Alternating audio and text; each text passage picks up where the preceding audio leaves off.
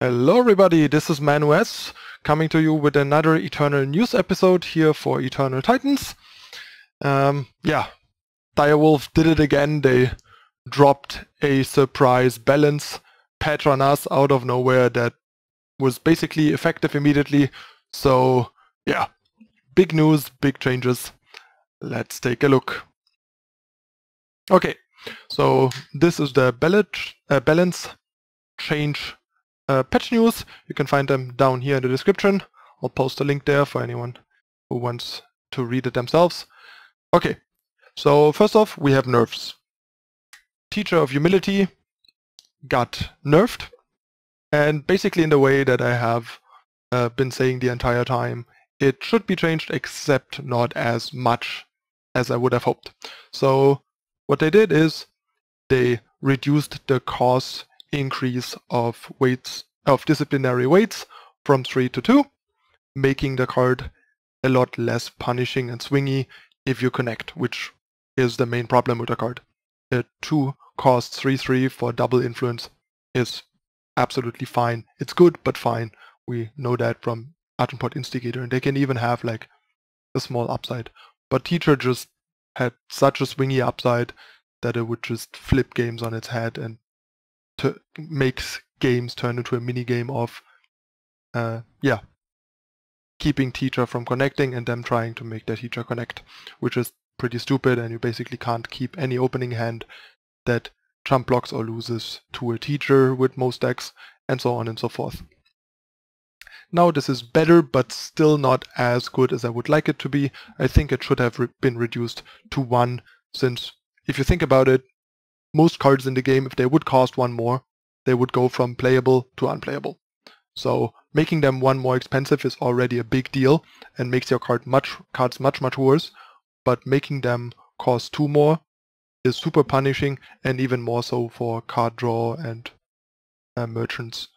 And I still feel like it's doing too much for a 2-drop, but this is definitely an improvement and makes it more manageable to win under disciplinary weights, even if you have a bunch of cards that are affected by it.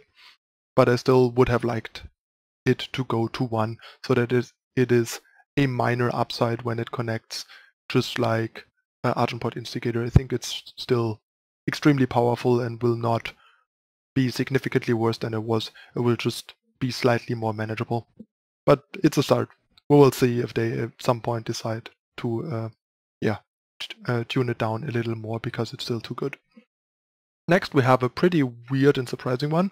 Praxis Displacer went from playable in the right decks to basically hot garbage outside of Limited, because a 5-cost 3/3 that has a teleport added is pretty bad, basically.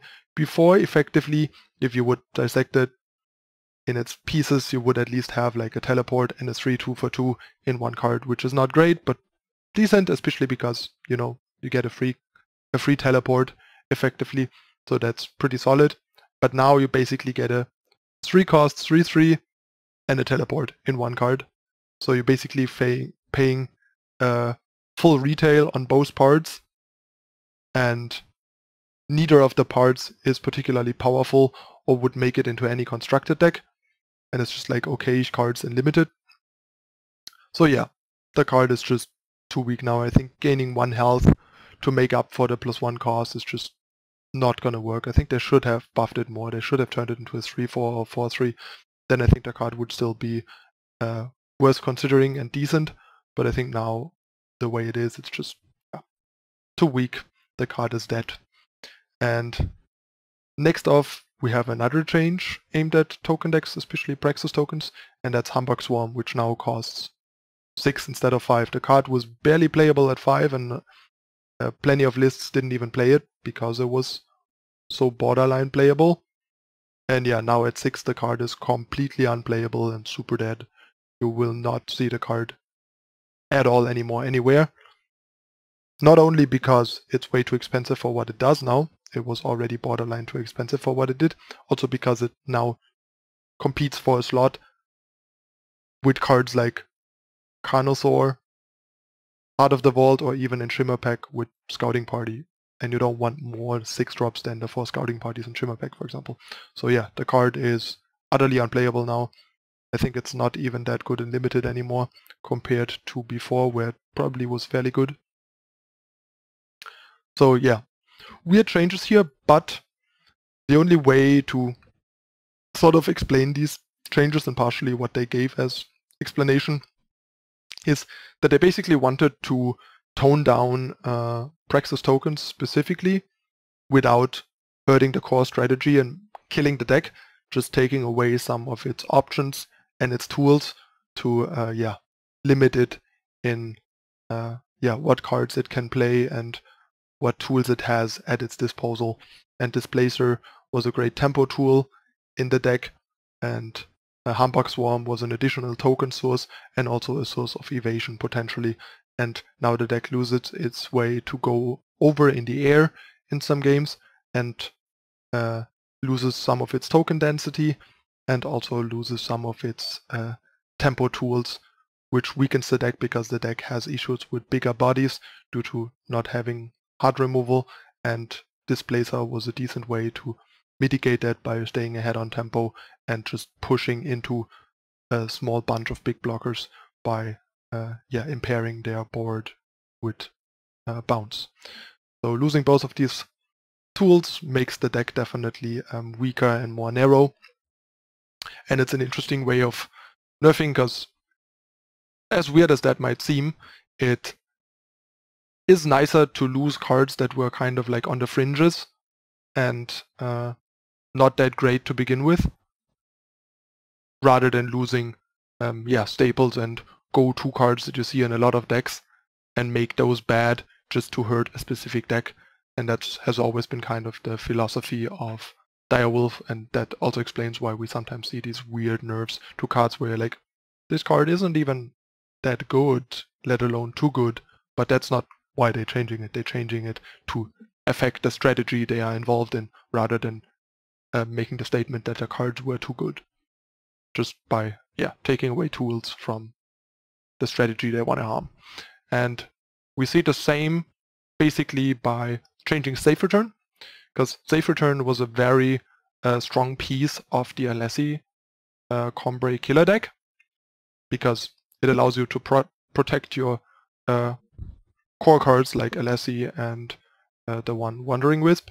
It also allows you to generate a lot of value by rebuying Press Gang, units with Killer, Merchant, and Valkyrie Enforcer.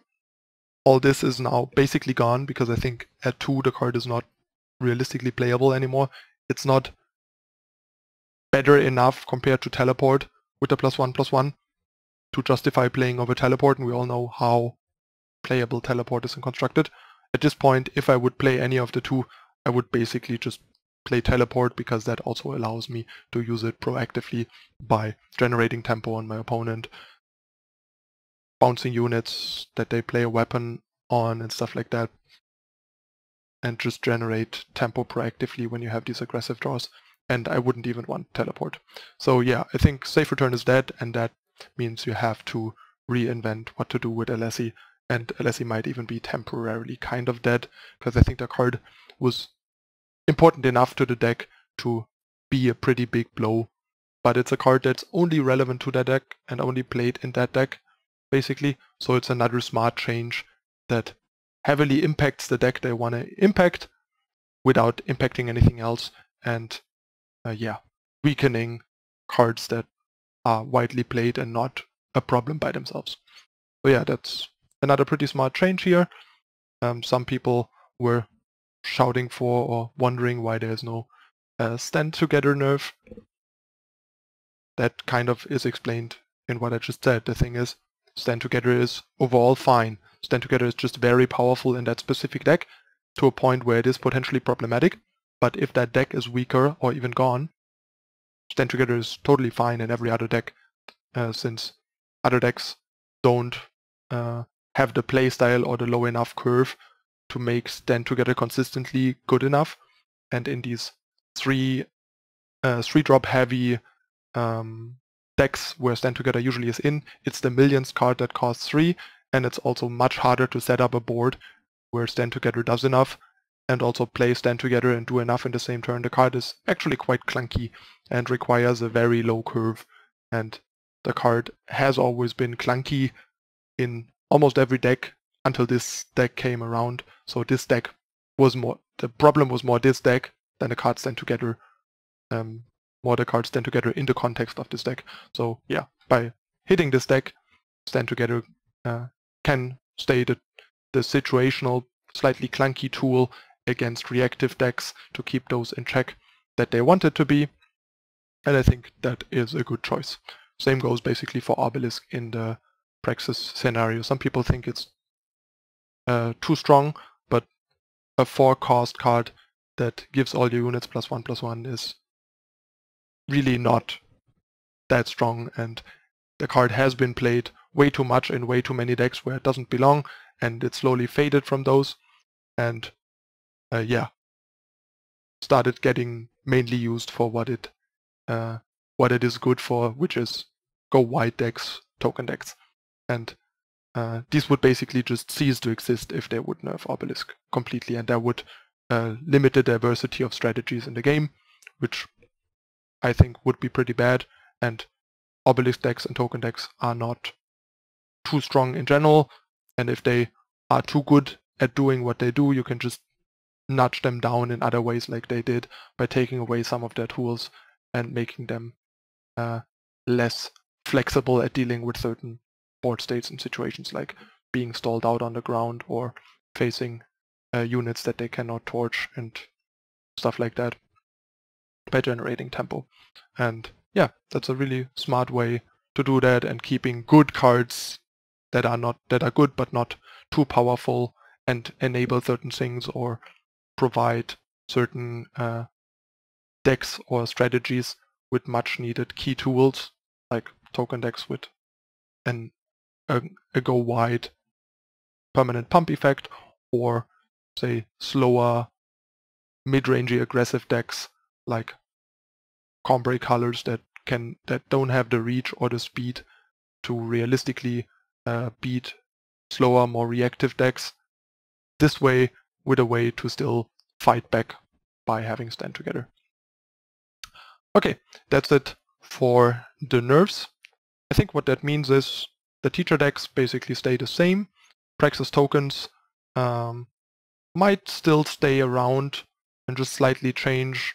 Not every list even played either of those two cards, but it might be slightly weakened at least, and I think Alessi Chambray might actually die in its current form without safe return. That's how important the card was to the flexibility and power of the deck in dealing with a lot of things.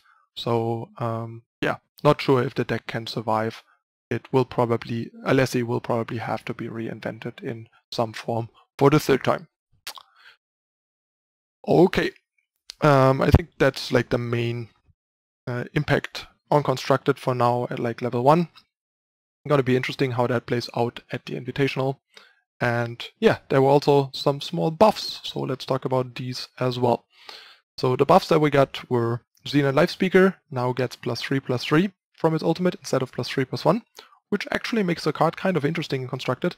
The main problem will be to see how and where to fit it in, but a 1/1 with Inspire Lifesteal that turns into a 4/4 on turn 4/4 is actually pretty nice. Like, that's a kind of like a balanced version of the old Pyro Knight that ultimated for 5 and became a 6/5, and now we have like this 1/1 with that's more utility slanted that turns into a 4/4. So yeah, I like that change. Just not sure where the card's gonna show up, but the card is definitely good enough now to be Constructed playable as soon as there is a deck that would want this type of card. While before, the card was still too weak and underpowered to go into a deck, even a deck that would care about it, basically. Then we have Zoberi, Outlands Warlord, also a nice change here. Gives Fire a very reasonable 4-cost option. At 3/5, it was a bit weak, a bit lacking on impact for a 4-drop and a bit too defensive for needing to attack and having an offensive Inspire and all, but now it feels a lot better. The main problem, once again, same as with Live Speaker for now, wouldn't know a deck where it would go into, but now it's good enough to actively look for decks that it might go into and keep it in the back of your head for decks in the future to see where it might slot into, because it has good enough stats now basically that the Pseudo Warcry and the Inspire on top of it make it a pretty good package. And last but not least, we have Acquisitive Crow. The card was very fragile and understated for its cost. Now they gave it an additional health to make it a little more robust. I think this is the buff that actually might matter the least, since the 1 health didn't matter too much in Constructed. There's not much 1 attack flyers in the game, and there's also not much that deals 1 damage to punish that. So the +1 health doesn't seem to do that much. Makes it a bit better in some scenarios with like Finest Hour and stuff. But yeah, the card will probably still be a bit too weak and slow for Constructed, and there's too many bad 1-cost cards that you can hit. So this is like the weakest and least relevant buff, I would argue, of the 3. The other 2, yeah, push the cards from not Constructed level strengths or on the fringes of it into Constructed power level technically, while I think Crow is kind of still on the fringes at best. Okay, so that's the changes. Very surprising that they came so sudden and out of nowhere, especially after that was one of the bigger questions on LSV's stream last night. So pretty cool that we get these out of surprise, as a surprise the next day. And yeah, also as a side note, we also get interactive Twitch drops on Friday. You can read all about it on Twitter and Facebook. I also retweeted the article about it. For anyone that doesn't know it, make sure to check it out. It's pretty cool, so see you all tomorrow on stream. That's it again for Eternal News. Thanks for watching, everyone. I'm Manu S, and I'll see you next time. I'm out. Bye.